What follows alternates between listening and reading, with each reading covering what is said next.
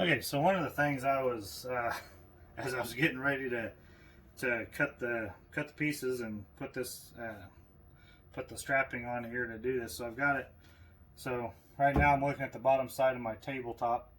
Got my marks lined up, so as best I can. There's, again, they're off by a little bit, but like I said, the nice thing about projects like this is it's we're not looking for perfection. So anyways, one of the things I thought about, again, as I work through this stuff in my head, my original plan, thought in my head, was to run the strapping all the way from from front to back.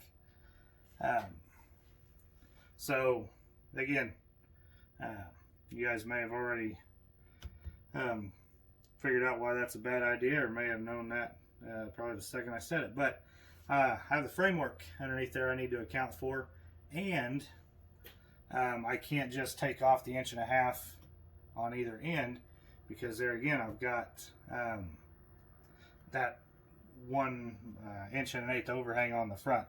So what I'm gonna do is I'm gonna measure. I know what it is, but I built this yesterday, so because I'm terrible at remembering numbers. See, it's a good thing I did that, because I was, in my head, I remembered 15. It's 14 inches inside the framework there. Go get that piece cut. We'll get this strapping on here and keep going. Okay, so got those cut. Oops, wrong one. So one thing you want to do, especially with this stuff here, because it is really dry, is pre-drill. Pretty much, I used to not, and I fought a lot of split pieces. Drove me nuts, and honest and truthfully, it was pretty much all out of laziness is why I didn't do it. I've got roughly 1 foot 12 inches in, so that'd be good, because then I'll have the center, because I'm 4 feet across. So if I do 1 foot here, yep, I think we'll be good. I'm happy.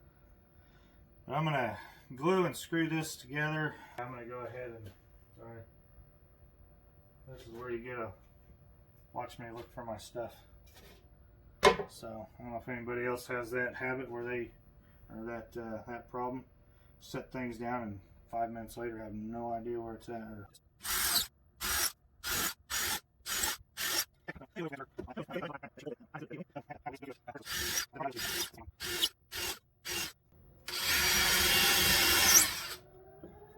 Okay, so organization is not my strong suit, which is ironic, because the job I'm in, you kind of have to organize chaos, but you know.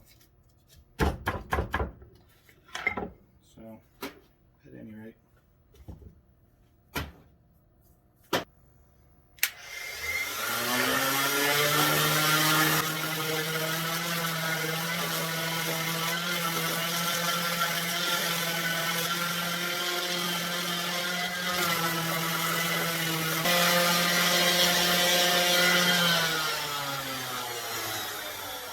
okay.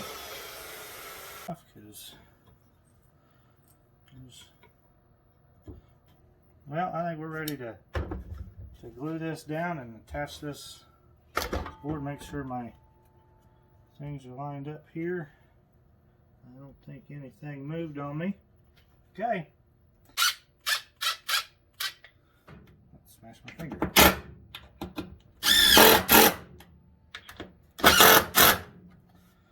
Okay, so that is my tabletop.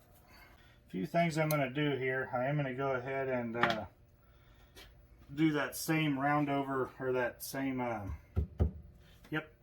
beveled edge, all the way around the ends and all that. So see how that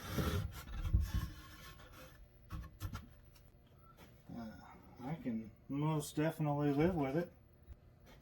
So for doing the beveled edges, a lot of times I'll use the my sander. I think this time I'm gonna use the planer. Now, the one thing though, the planer is meant to go with the grain. I'm gonna try it going across the grain on these ends. So before anybody gets too worked up, yes, I know I'm using it wrong. So, alright, so I'm happy with that. It didn't meant to be so much a how-to as it is just a how do I guess. Yeah. Like I said, everybody's you kind of got to develop your own way, what works for you. Because I mean, if you're the one building it, it's got to make sense to you. I mean, I can. So when I teach EMT classes, that is one of the things I tell them is, you know, I'm not teaching you how to do something. I'm teaching you what we're trying to accomplish, and I'm showing you a way to get there. You know, there's more than one way to get to any particular outcome. So, okay, so I figured out what I'm going to do for my finish on the tabletop. So I'm going to wind up using this.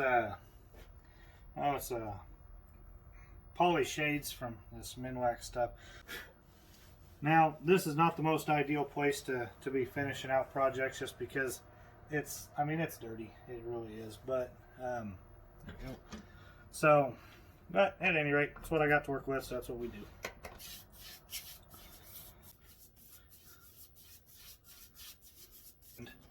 I'm hoping it hasn't. Yeah, it looks like it did a little.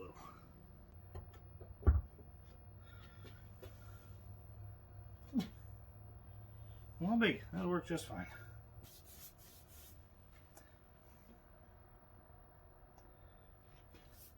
So that's me. My take at finishing stuff. So I'll come back when I get ready to.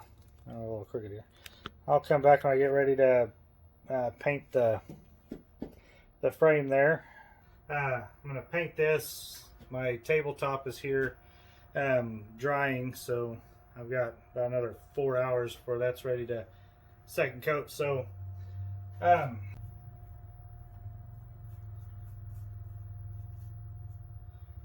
my son outside cutting down trees or saplings with he gets to drive the four-wheeler around, pulling the little trailer with the electric chainsaw, so he's happy with that.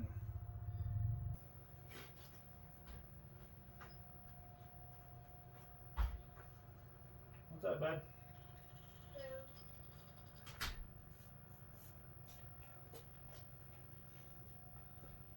So what all did you get done?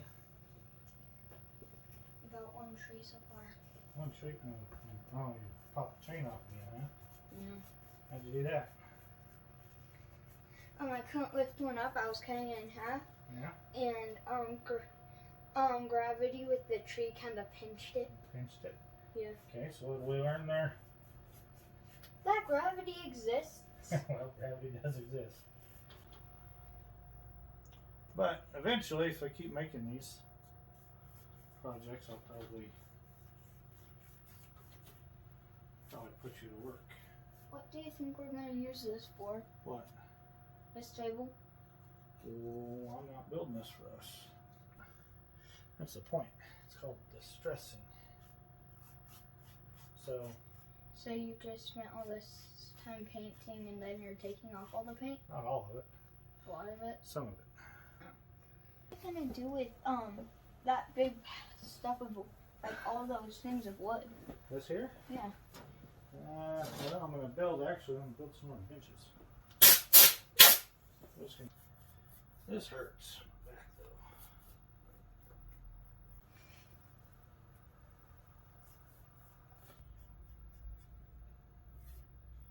Yeah, because my football's all cracked up from it. Like one side's